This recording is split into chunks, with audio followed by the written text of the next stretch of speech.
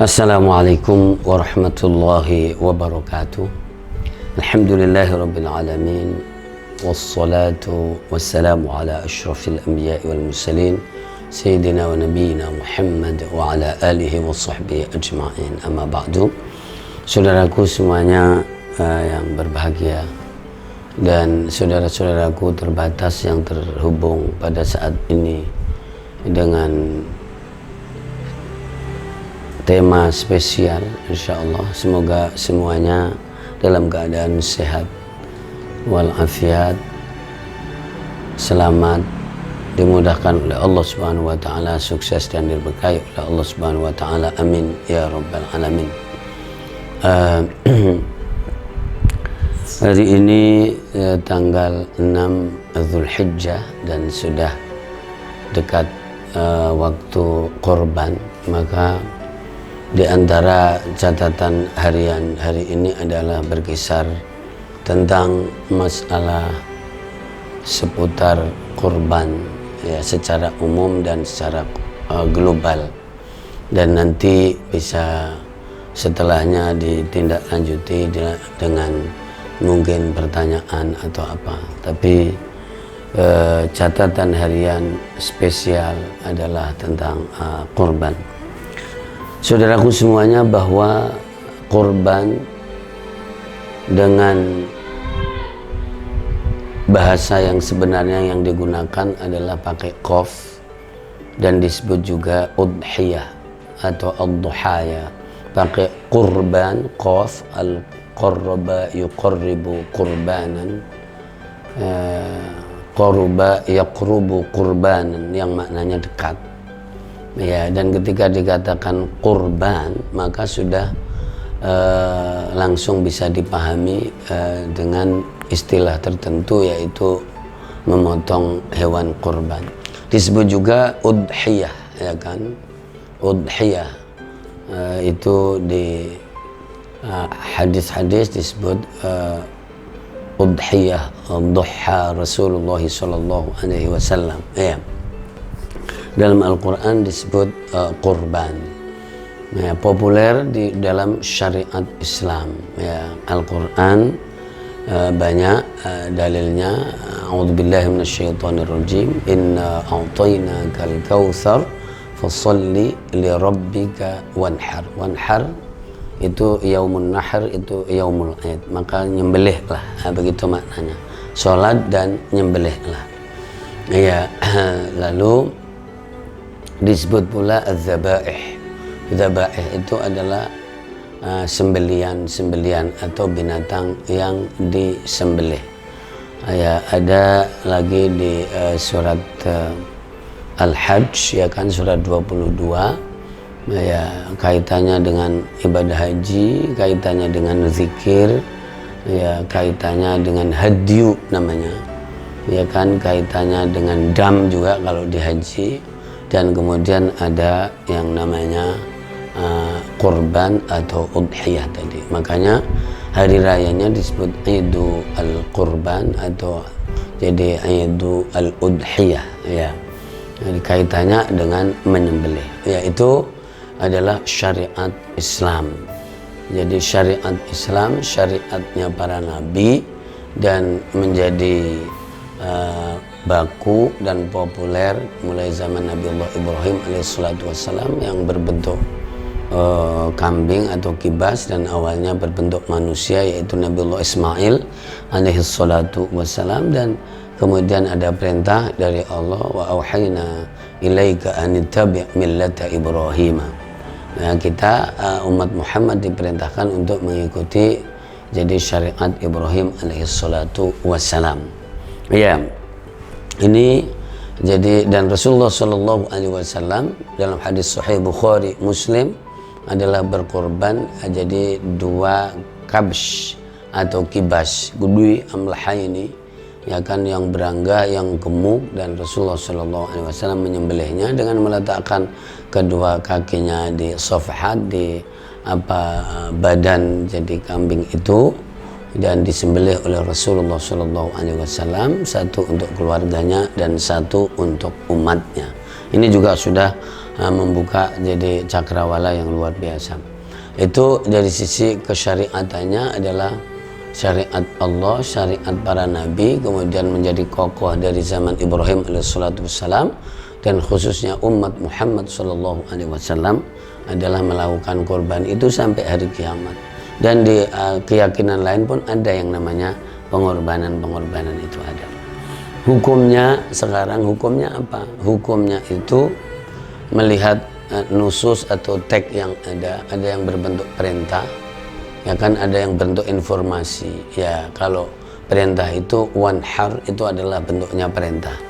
Tapi keseluruhan setelah dipahami oleh para ahli yang memahami syariat ini, maka tidak melihat secara tekstual saja, akan tetapi jadi dipahami secara keseluruhan dengan syariat yang ada, dengan perintah Allah, dengan banyaknya syariat yang ada. Maka keseluruhan ulama, mayoritas 90% mengatakan sunnah muakkadah hukumnya. Sunnah muakkadah itu artinya sedikit di bawah fardu atau di bawah wajib, karena memang resikonya kalau wajib berarti semua orang harus melakukan, dan wajib itu kalau tidak maka berarti akan jadi mendapatkan siksaan dan dosa dari Allah Subhanahu wa taala. Maka al-ma'mul adalah yang dilakukan adalah sunnah muakkadah. Ya. Ya, tentu ada prasyarat-prasyarat, ya. Di antara prasyarat yang paling inti ya orangnya punya. Kalau enggak punya ya enggak melakukan, ya kan begitu. Ya. Itu poin yang kedua adalah dari sisi hukum. Kemudian yang poin yang ketiga adalah bahwa menyangkut pasti ada pelaku, ada objek, ya kan, dan ada binatangnya. Pelaku itu namanya yang muqarrib atau orang yang melakukan kurban, atau mudhi orang yang melakukan udhiyah, itu orangnya. Nah, lalu kemudian ada binatangnya, ya kan, dan binatangnya, orangnya ini juga harus semata-mata karena Allah dan mempunyai niat, ya kan, yang kuat dan yang tulus. Itu yang paling inti. Dan kalau niatnya jauh-jauh hari, jadi sebelum masuk tanggal Dzulhijjah, lalu masuk Dzulhijjah dia sudah yakin akan berkorban dan sudah mempunyai binatangnya, maka ada hadis yang suka pada direpotkan orang bahwa siapa yang ingin berkorban dan kemudian masuk Dzulhijjah, maka tidak boleh memotong kukunya, rambutnya dan sebagainya. Dan itu menjadi permasalahan seumur hidup yang selalu bertanya, padahal masalahnya masalah yang ringan saja. Sepakat para ahli ilmu mengatakan jadi hukumnya sunat, ya kan, bahwa kalau sudah niat dan kemudian punya binatangnya lalu masuk Dzulhijjah, mulai awal itu maka disunatkan untuk tidak memotong kuku, rambut dan sebagainya. Kenapa? Karena kaitannya nanti ada qiyas tahallul yang ada di Mekah, dan kemudian jadi dibersihkan di saat kita memotong jadi korban itu. Bukan wajib yang perkataan ulama. Nah, kadang-kadang itu pun suara seruang-seruing kesana kemari tidak karu-karuan. Nah, itu adalah jadi mudhi, orang yang berkorban. Lalu kemudian binatang korban jadi wong itu diberikan untuk dirinya, untuk Allah Subhanahu wa taala, maka mutlak harus yang paling baik, yang paling mulia sesuai dengan kemampuan tentu. Nah, kalau tidak mampu ya di kelas berikutnya yang paling baik juga, di kelas berikutnya yang paling baik juga, artinya tidak memberikan kepada dirinya, kepada Allah Subhanahu wa taala yang cacat, yang tidak baik. Nah, ini saya memakai bahasa yang ringan, yang sederhana. Jadi itu terkait dengan jadi korban, ya, binatangnya. Dan binatang ini yang paling mulia urutannya adalah kambing, nomor 2 unta, nomor 3 sapi, ya gitu. Karena Rasulullah SAW korbannya pakai kambing. Nah, tapi bukan berarti tidak boleh, bukan, itu masalah urutan tertib. Jadi yang paling mulia adalah kambing, kemudian jadi unta, kemudian sapi, dan semuanya ada dalilnya. Iya. bahwa kalau min haitsul ijza, ini yang sangat penting, masalah mencukupi untuk menyebut nama, maka kambing untuk satu orang kalau mau disebut namanya. Tapi kalau mau tidak sebut nama, kayak yang disampaikan, yang dilaksanakan Rasulullah, 2 kambing, 2 kibas, maka ini untuk keluarga Rasul dan ini untuk umat Muhammad, ya gitu. Jadi keluarga Rasul juga banyak, kemudian itu atas nama keluarga, kemudian atas nama umat Muhammad Sallallahu Alaihi Wasallam. Begitu juga untuk unta, ya kan, hadis sahih, maka jadi apa namanya, tujzi an sab'atin. Jadi bahwa dhahabatanatan an sab'atin, bahwa dari Ummi Salamah ini bahwa orang berkorban unta untuk 7 orang. Nah begitu. Lalu sapi juga untuk 7 orang kalau jadi ijza tadi. Tapi misalnya kemudian sapi atau unta jadi untuk satu majelis taklim juga bisa. Kiasnya yang tadi, Rasulullah kambing aja untuk umat semuanya. Maka ini adalah apa namanya, unta atas nama majelis taklim, jadi sebanten misalnya, atau majelis taklim si A, itu bisa. Sapi juga seperti itu. Jadi tidak ada yang menonjol satu nama pun, tapi yang menonjol adalah majelis taklim, yang menonjol adalah umat. Nah ini apa namanya, tentang masalah apa binatangnya. Kemudian masalah objek, ya kan, atau jadi amalia, proses penyembelihan, ya kan. Proses ini tentu dilakukan setelah sholat Id. Kalau sebelumnya maka jatuh menjadi sedekah biasa, ya. Kemudian apa, semua sembelian dari ujung kaki semuanya adalah milik Allah Subhanahu wa taala. Maka tidak boleh jadi apa, dipotong atau diambil atau apa yang bukan untuk Allah Subhanahu wa taala. Ya, itu pemahamannya seperti itu. Kemudian disenangkan hewan kurbannya, ditajamkan apa namanya alat potongnya, dan kemudian yang sangat profesional itu jadi jauh lebih baik. Kemudian bisa, nah ini bisa poin yang proses ini bisa pembagian korban, daging korban adalah bisa bisa beraneka ragam, jadi tidak seperti yang rumit dipahami oleh orang. Jadi bisa dipertiga juga boleh. Tiga itu begini, sepertiga diambil yang berkorban, sepertiga untuk kolega, sepertiga untuk orang-orang miskin yang sangat berhak, itu juga boleh. Nah gitu. Atau sama sekali tidak ngambil juga boleh juga. Nah gitu. Sama sekali tidak ngambil juga boleh, semuanya adalah untuk orang juga boleh juga. Ya, lalu tentu waktunya, ya kan, waktu bagi waktu apa namanya menyembelih tentu mulai dari habis sholat tadi Id al-Adha sampai di hari tasyrik yang ketiga asar, ya kan, berarti ada 4 hari dengan hari korban itu. Dan ini juga kelonggaran, dan ini juga strategi juga, karena kalau mungkin hari hanya masih agak mahal, hari yang kedua mulai murah, hari yang ketiga mungkin murah kalau ada juga. Ini juga artinya bisa juga, ya, dan semuanya jadi dihitung jadi korban. Lalu apa namanya bisa, yang umum adalah dibagi apa namanya berbentuk daging, meskipun tidak harus, jadi boleh aja kemudian dimasak dan kemudian makan bareng-bareng dengan yang ada. Tapi yang umum adalah diberikan daging. Ada bahkan bukan diberikan daging, diberikan masih utuh barang, sapi dikirim, ya sekarang sapi kan dikirim, kambing dikirim, semuanya nggak ada masalah juga. Artinya ini nanti semuanya temanya adalah bahwa Islam itu sebetulnya mudah, tidak ribet kayak jadi setiap tahun kalau mau korban pada ribet banget, korbannya enggak, ribetnya iya, ya kan. Nah, jadi seperti itu nanti masalah kecil kadang membuat orang itu disalahin semuanya. Nah, jadi seperti itu ya. Nah, itu jadi pembagian, dan tentu dalam kondisi yang sangat jadi sulit, maka bahwa jadi boleh kemudian sampai dikornetkan, ya kan.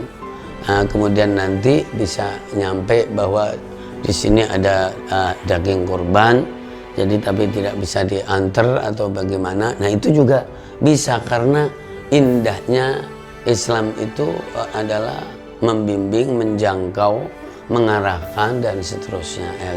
Nggak ada Islam serem, itu nggak ada sebetulnya. Karena tadi misalnya orang bilang wajib, lewong itu sunat juga kok, ya kan. Termasuk yang hal-hal yang sangat penting adalah bahwa